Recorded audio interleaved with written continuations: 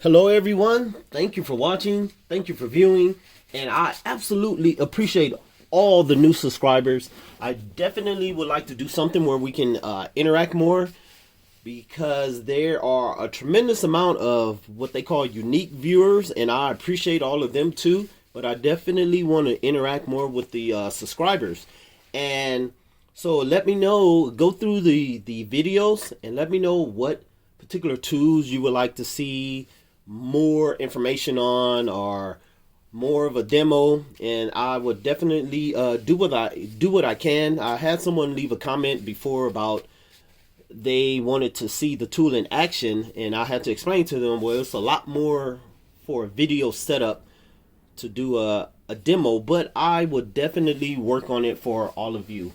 I thank all the views from all the different countries. I appreciate all of you. And I'm just amazed that I'm over 80,000 views with this raw, uncut, not edited type of setup. So I really thank all of you. So into the video.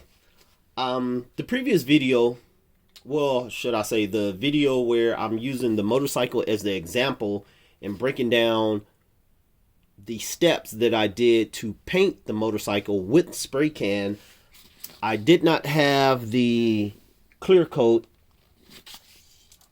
in hand because I discarded all the used ones already, and I just received my new batch. So this is the clear coat that I use. I found this a couple of years ago running through a lot of YouTube videos on learning how to utilize rattle can or spray paint or aerosol paint, whatever you want to call it, because I did not want to invest at the time in the additional equipment with a spray gun and the hose and the compressor and things of that nature, even though most of the time most of you are going to have a compressor anyway and going to have a hose, and so it's not really that much of an investment for you to acquire the gun. But once again, to utilize that paint, I didn't want to deal with all the extra paint you have to keep and mix and things of that nature. For me, the spray can was really convenient and a little bit more inexpensive, so I went that route. So right now, I really want to talk about a little bit more of the technique that I use for the spray can and a little bit more about the clear coat. So the clear coat is a urethane, I think acrylic, and this is the mechanism at the bottom. So you take the red top off, you stick it on the bottom,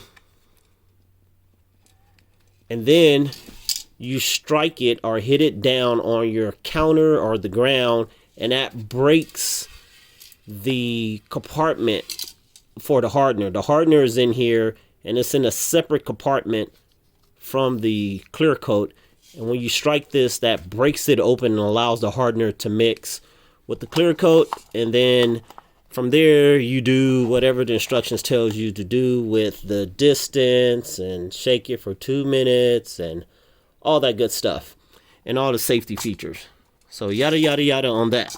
So all you guys are super smart, so I already know you know how to Google and look all the information up, but I am just here to tell you from personal use, not from repeating what a YouTuber has said or repeating information, because unfortunately and that's okay. I've went through a lot of information, and a lot of people just repeat what they saw someone else do or what someone else said, and I am not trying to provide you guys with that kind of content at all. I'm just sharing my experience, as non-professional as it may be. Still, that's my experience, and if you can receive some value out of it, then great. So this clear coat works good. Actually, it works excellent. It's been the best clear coat that I've tried, and it does a really good job, even with UVs, even with durability. I pointed out the gas tank on the motorcycle, and I mentioned the issue I had with other clear coats that I tried before. Once I went to this one, I didn't have the issue, which means on the gas tank in a motorcycle, sometimes if you're not careful, you can have a drip or two. And if your clear coat is not sufficient, that gas will let you know, that 1 or 2 drops of gas will let you know that your clear coat is not sufficient. So the clear coat works good. I have used this on wood, but I would suggest if you use it on a wood project, make sure that the wood project is, the paint is more important than you trying to see the wood grain. Because if the paint is more important and it's just a good solid layer of paint on top of the wood, then this is going to work great on top of that solid layer of paint. But if you have a project where you're trying to get the wood to really show through, this might not be the best clear coat for you to use in that particular application where your focus is the wood grain of the wood. So with all that being said, this is the clear coat. It's good for plastic, metal, a lot of out of body stuff. If you just want to do a little touch up, you know, on your scratches or something, and you buff down your clear coat and you're doing like a little touch up repair on your auto body, then that works great. It works good for the plastic, the vinyls, the metal. I've tried it on all those different materials.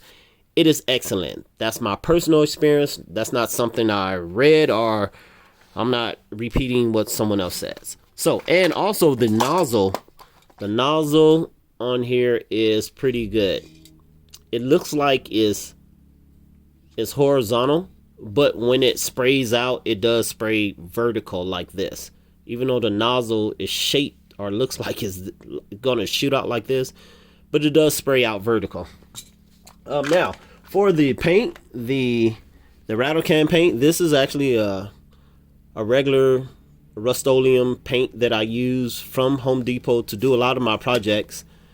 And what I do use is this little they call it a can gun, and this is very beneficial. When I use this, I just use the gloves and the regular nozzle and I spray it from the can itself.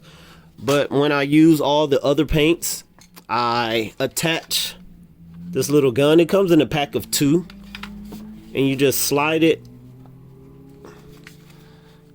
You just slide it on there like that, and then you press this, and then depress the top of the nozzle, and boom, it sprays. So it works really, really good. I don't know the price, guys, and I did get this from Amazon. So I guess the handle's called Can Gun. So you guys can look it up by Can Gun spray nozzle handle or whatever, and it works great. It come in a pack. Oh wait, here we go. This might be some information that can help you. Yes, there you go.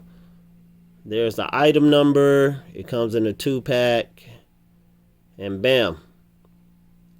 So this works great. It's worth the money, and of course it prevents you from getting your hands too dirty and yada yada yada. But it works good, and it assists with the technique to spray off. So it assists with that technique. Definitely when you're working with this stuff, get at minimum this type of mask. This is the one that I use. These are some extra filters in here by 3M.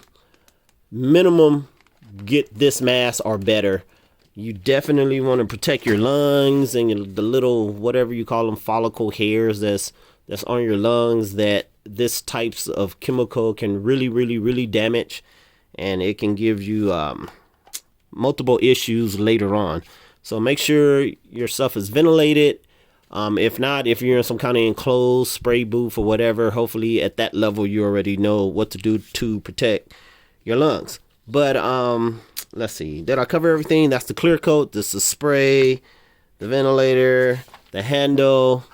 I think that was about it I want to cover in this. And once again, if you guys have any suggestions on some of the tools that you've seen in the previous videos, leave a comment and let me know if you have questions or some type of demos.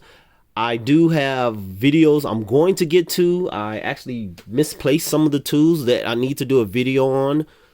And yeah. So anyway, thank you very much. Hopefully this rambling wasn't too much for you guys and you received some type of value out of it. And I'm just sharing my personal experience. Until next time.